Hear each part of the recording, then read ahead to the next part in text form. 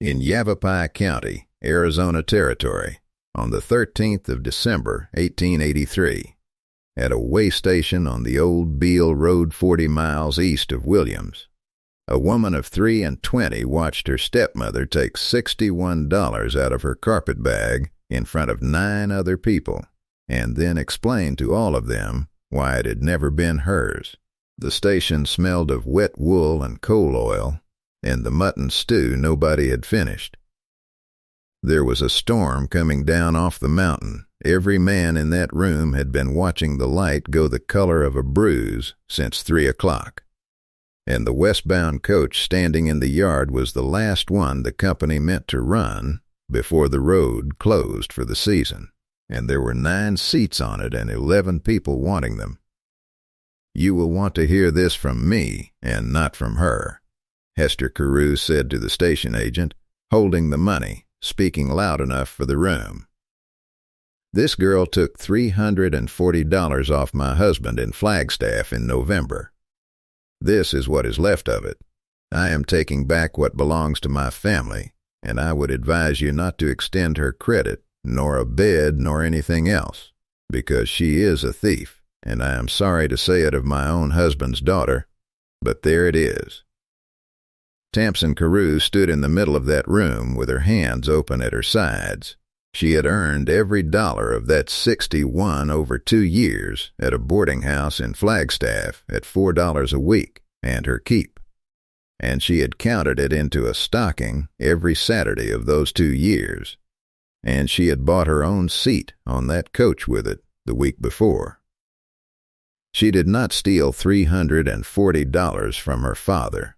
Her stepbrothers lost it at faro on the 21st of November, and she was the only person in that family who knew it, and had known it for 3 weeks, and had said nothing because saying it would have finished them. She looked past Hester at her father. Jory Carew was a Cornish hard rock miner out of Camborne, 61 years old, a man who had gone down a shaft at 11, and had never in his life been afraid of anything that could kill him. He was standing by the stove with his hat in his hands, and he did not look up, and he did not say one word, and that was the part Tamsen Carew carried out of that room and kept for the rest of her life. The agent, uncomfortable, said there were 9 seats and 11 fares, and the company would honor the paid ones. So the Carews boarded. Hester, Jory, Reuben, Sylvanus, and Tamsen stood in the yard in the first of the snow, with a carpet bag holding 1 dress, a comb, and her grandfather's candlestick, and no money, no ticket, and nowhere in the territory to be. The candlestick was a Cornish miner's spider, a foot of hand forged iron with a hooked handle, a spike for driving into a timber or a seam of ground, and a socket for a tallow candle. It had been her grandfather's at Dolcoath, and her father's after him, and it had crossed an ocean in a flour sack in 1874, and Hester had left it in the bag because it was worth about 40 cents. The last man to board stopped on the step. He was 37, in a canvas coat and a good hat pulled low, and there was scarring down the left side of his face and neck of the particular white ropey kind that comes from cold rather than fire, and his left hand, when he took hold of the rail, showed a thumb and 1 finger and nothing else. He had been sitting in the corner of that station for an hour and had not said a word to anybody. He looked at the woman standing in the yard in the snow. Then he stepped back down. "Ike," he said to the driver, "I am going up top with you. The hell you are. It is 9 degrees and dropping, and you of all people, I am going up top with you." He turned to Tamsen Carew and took his hat off, which no man had done to her in that room in the whole of the last quarter hour. "Ma'am, there is a seat inside with my name against it, and I would take it as a kindness if you would use it. It is paid through to Williams. I am not asking you for anything, and there is no obligation in it of any kind whatsoever. And if it makes it easier to take, you may consider that I would rather ride up top regardless, which happens to be the truth. Mister, you do not know one thing about me but what that woman just said in front of 9 people. No, ma'am. He put his hat back on. But I have been on a coach in weather like this before, and I know what that road is at night in December, and I am not going to stand in a yard and watch a person get left in it. My name is Wade Mercer. Get in out of the snow. Ike Bissell, 60 years old and 11 years a driver on that line, said afterward that he had never in his life seen a man take that particular seat and then give it away, and that he had argued about it for the better part of a mile, and that Wade Mercer did not answer him once. The run to Williams was 40 miles, and it took 11 hours. The storm came down off Bill Williams Mountain in the 3rd hour, and after that there was no road, only the memory of a road, and Ike Bissell drove it by the tops of the junipers and by God's own patience, while a man with 4 fingers on his left hand sat beside him on the box in a wind that took the temperature to 15 below and held it there. Inside, in the dark jammed knee-to-knee with 8 strangers, Tamsin Carew rode the whole 11 hours with her carpet bag on her lap, and her grandfather's candlestick in it, and her father's silence going round and round in her head, and did not sleep, and did not cry, and thought a great deal about a man sitting up in that wind for no reason she could see. They came into Williams at 9 the following morning. Williams sat at just under 7,000 feet under Bill Williams Mountain, a town 400 people and 2 years old, built on sawmills and cattle and the Atlantic and Pacific Railroad, and the snow in the street was to the hubs, and the whole place was out to see whether the last coach had made it. Ike Bissell brought them in and hauled up, and there was a sound went through that crowd when the men on the ground saw who was on the box. Mercer rode topside? Somebody said. In that? And a man came up out of the crowd and took Wade Mercer under the arms and got him down off the box, because he could not do it himself by then, and the crowd closed round him. And Tamsin Carew stood in the door of that coach with her carpet bag and heard the whole story told over her head by strangers in about 90 seconds, the way a town tells the one story it has. Wade Mercer had been a passenger on the February coach in 1878, the one that went off the Beale Road in the storm with 11 aboard and did not come in. He had walked out of it on the second morning, gone 22 miles on foot for help, and come back with a party of 6, and they had got 9 of the 11 out alive over the 2 days following. It had cost him 3 fingers and the thumb of his left hand and most of the left side of his face, and he had never once in the 5 years since ridden anywhere but inside a coach in winter, because Ike Bissell would not have it otherwise, and because the whole of Yavapai County had agreed without ever discussing it that Wade Mercer had used up his portion of that particular weather. Nobody in that street had to explain to Tamsin Carew what he had spent to give her his seat. She worked it out in about 4 seconds, and it was the second time in 12 hours that something had been done to her in public that she could not answer. She went to work that same afternoon because there was nothing else to do and because she had not eaten since the way station.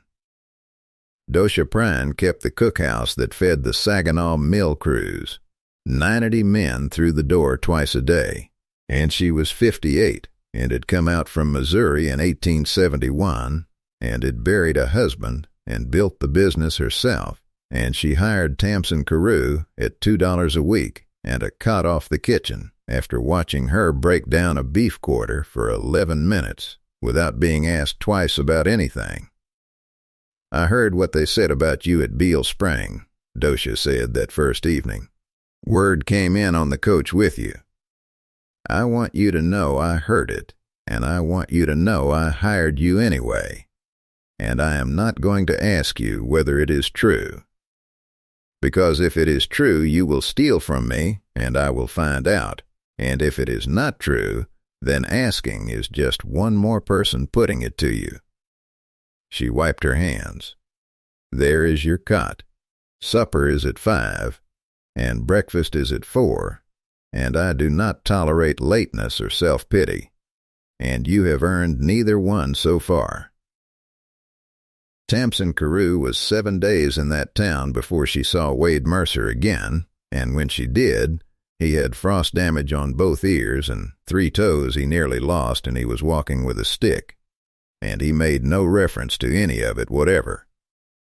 He ran 260 head on leased range 4 miles south, and he came into Dosha's twice a week for a meal, and he sat where he always sat. And it took Tamsin Carew 11 days to work up to saying anything to him beyond what he wanted on his plate. "I have not thanked you. There is no call to. There is every call to. Miss Mercer and I have been 11 days working out how to do it, without either of us having to sit through it, and I have not found a way, so I am simply going to say it plain." She put the coffee down. "You gave up your seat to a woman a room full of people had just been told was a thief, and it cost you 3 toes and your ears and I do not know what else, and you have not once since let anybody in this town say so in front of you. I do not know what to do with that. I have not been given a thing in my life that did not have a bill attached to it, and I do not know the manners of it." Wade Mercer turned his cup a quarter turn on the table. "Then let it lie," he said. "That is the manners of it. A thing given is not a debt, Miss Carew, and if it turns into one it was never given, it was lent, and I did not lend you anything." She stood there a moment. "That is the first sentence anybody has said to me in 3 weeks that I could put my whole weight on."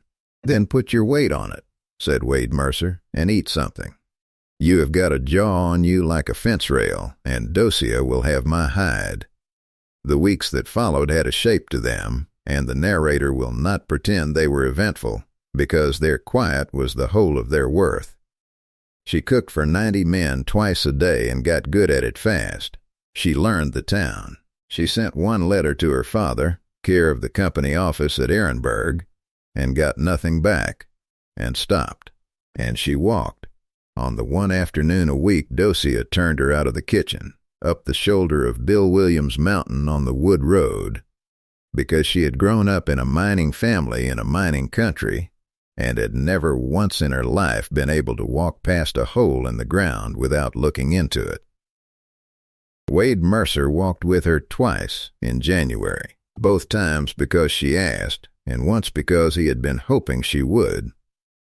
"There," she said, the second time, and pointed 40 yards off the road at a black slot in the mountainside behind a screen of scrub oak, with a spoil heap fanned out below it going gray under the snow. Somebody drove an adit in there and quit. "Prospect. 79. There is a dozen of them on this mountain, and not one of them ever paid. He drove it right, though. She was already climbing to it. See how he set the mouth in under the ledge so the water sheds off. That is a man who has done it before." She went 11 feet into the dark, running her hand along the wall, entirely at home, and came back out with her skirt wet to the knee, and her face lit up in a way he had not seen on it.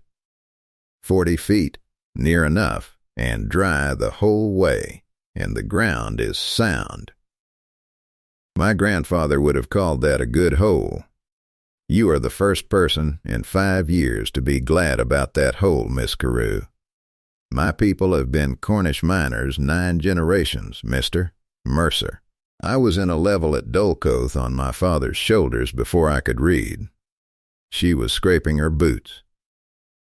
"A hole in the ground is the only thing in this world that keeps the same temper all year round.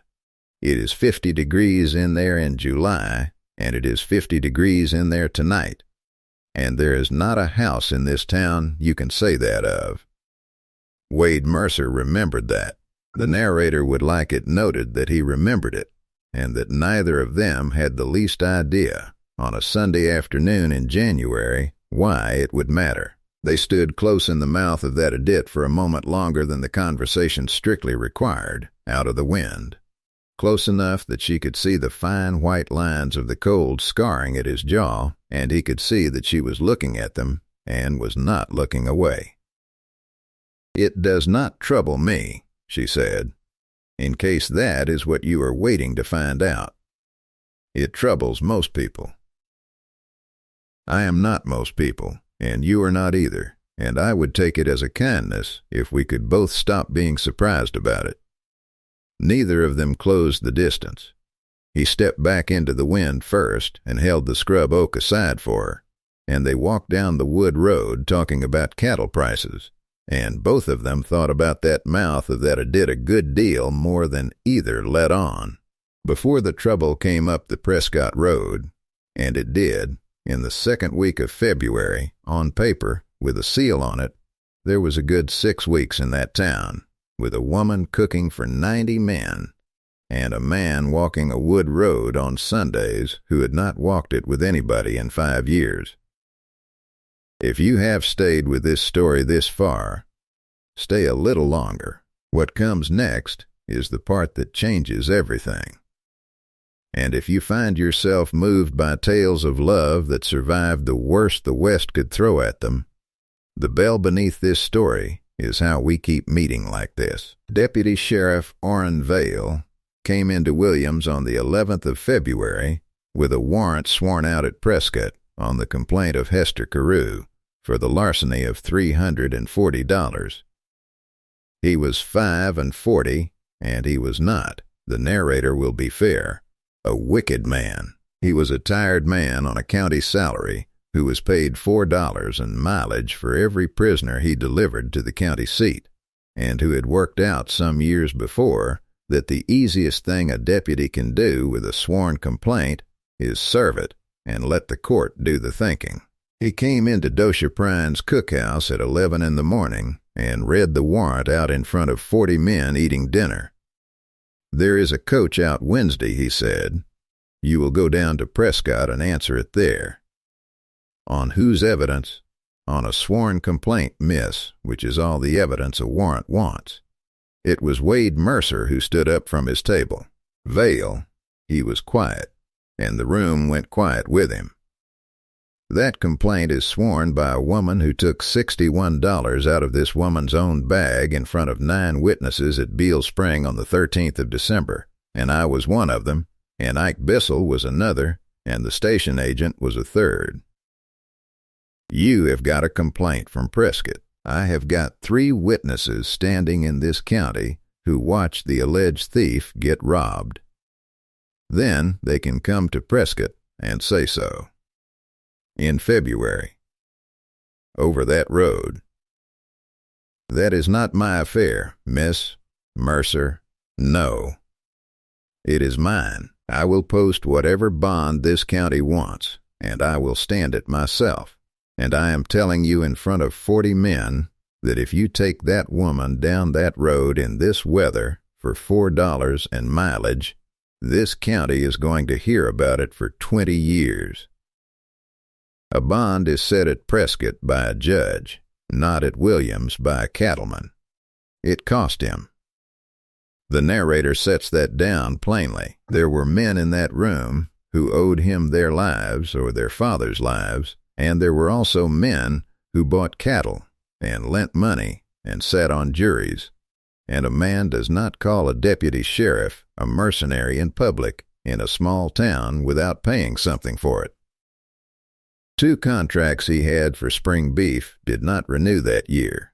He never mentioned it to her, and she found out anyway, in April, from Dokia, and did not mention it either. What Vale gave, and it was the whole of what he was willing to give, was a week. He would go when the weather broke, and not before. She told him her side of it that night, on the step of the cookhouse in the cold, and she told it plain, which is how the deepest kind comes out. They were not lying about the money being gone, she said. $340 is gone, and my father is ruined without it, and I have known since the 22nd of November exactly where it went, which is a faro layout on Front Street in Flagstaff, and I have known which of my stepbrothers took it, which is both of them, and I have not said one word. She had her arms wrapped round herself. You will want to know why. It is because my mother died in Michigan when I was 16, and my father did not speak for 4 months. And then he married Hester, and I watched him come back to life on account of her, and I made up my mind at 18 that I was not going to be the one to take that off him. So I let it sit, and she worked out that I was going to let it sit, and she built a whole thing on top of it. Her voice did not break, which was worse. That is my failing, Mr. Mercer, and I would rather you had it from me. I was not falsely accused by accident. I made myself the easiest person in that family to blame, and then I stood in a station house and was astonished when somebody did. Wade Mercer was quiet a long moment. I was 31 in that coach in 78, he said. There were 11 of us. There was a woman named Alma Spears, with 2 boys, and a drummer out of St. Louis, and a girl going to be married at Ash Fork. On the second morning I said I would walk out, and everybody agreed it was the thing to do, and I went. And I got to the Sackleton place at dark, and we came back the next day, and we got 9 out. He turned his hat over in his hands. The 2 we did not get were the drummer and the girl going to be married, and they had been alive when I left. I have gone over that walk about 9,000 times, and I have never once been able to find the 4 hours in it that would have made the difference, and I have never once stopped looking. He looked up. Everybody in this county calls me the man who saved 9. I have never in 5 years been able to hear it any way but the other, the wind. Moved down the street between them. So when you say your failing is that you let a thing sit, he said, I would ask you to consider that mine is that I have not let one sit for 5 years, and I could not tell you tonight which of us has got the worst of it. That is the first time you have told anybody that. It is. Why me? Because you looked at this side of my face in the mouth of a prospect hole in January, said Wade Mercer, and did not do the thing where a person looks away and then looks back. Tamsin Carew crossed the 2 feet of that step herself, and the narrator sets it down plainly, for there was not a thing in the world compelling her to do it. What passed between them then was brief, and it was the first kiss either of them had known in a long while. And what broke open in her was not longing, but the plain unbearable relief of being wanted entire by a man who had already been handed the worst account of her, and had asked for it in her own words instead. The storm of the 17th of February came in 9 hours ahead of what anybody had reckoned on.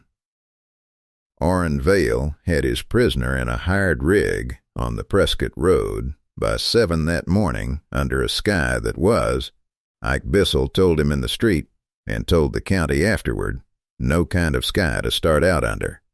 Vale went anyway. He went because the coach was not running, and because a delay meant a week's board on the county, and because he had made the same call 11 times before, and had been right 11 times. He was wrong at 10:30. 6 miles south of town on the shoulder of the mountain, when the road went out from under the near wheel in a drift, and the rig went over, and the off-horse went down and broke a foreleg, and Orrin Vale went into the rocks and came up with a broken collarbone and a knee that would not hold him.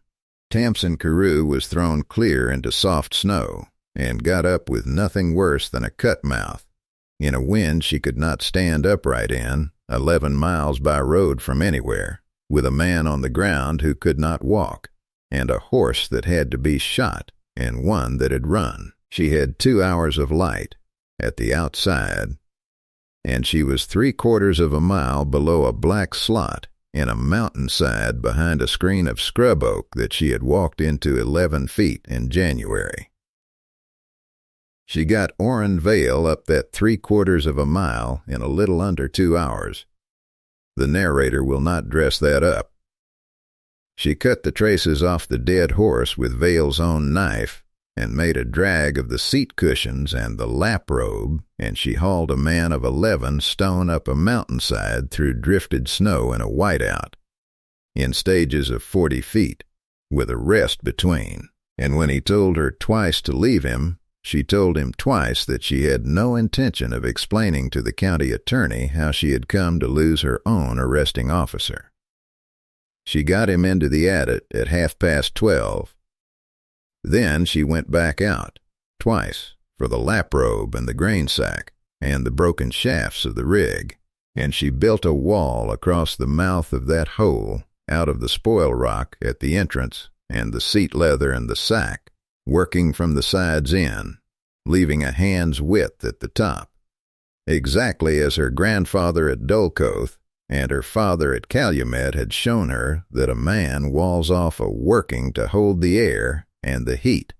And then she took out of the pocket of her coat a foot of hand-forged Cornish iron with a hooked handle and a spike and a socket, and drove the spike into a crack in the wall of that adit 40 feet from daylight, and set the 2-inch stub of tallow candle in it that had lived in the socket since Camborne, and struck a match.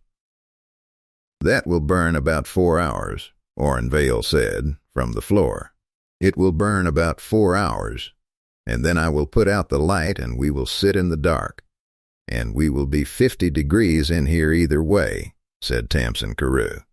"And you will not sleep, Mr. Vale, and I do not care how much you want to. My grandfather went down a wet shaft for 41 years, and he told me one thing about ground, and it was that ground will keep you if you keep awake in it. They were in that adit 18 hours. She kept him awake by making him talk, and what Orrin Vale talked about, somewhere in the small hours of a February night 40 feet inside a mountain with a candle guttering in a dead miner's candlestick, was the $4 in mileage, and the 11 prisoners before her, and the fact that he had read the Carew complaint at Prescott and had noticed at the time that a woman who steals $340 does not generally spend December washing pots for $2 a week at 7,000 feet, and had served it anyway. "I want that written down," he said, at about 4 in the morning, "when we get out. I want it written down, and I will sign it. You may not want it as much at noon. I will want it more at noon," said Orrin Vale. Wade Mercer came into that adit at 4:30 the following afternoon, with 6 men and a sledge behind him. He had gone out at daylight after the horse came into town at dusk the night before with a broken trace.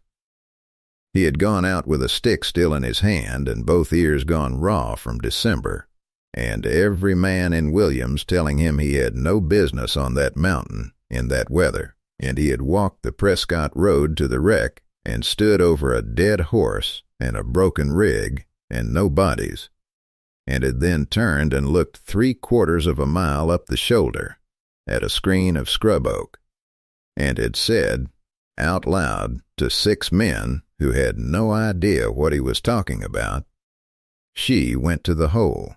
They pulled the wall down at the mouth of the adit at 4:20, and the first thing any of them saw in the dark was a woman sitting upright against the wall with her hand on a deputy sheriff's good shoulder, shaking him, and a foot of iron driven into the rock above her head with a cold stub of candle in it.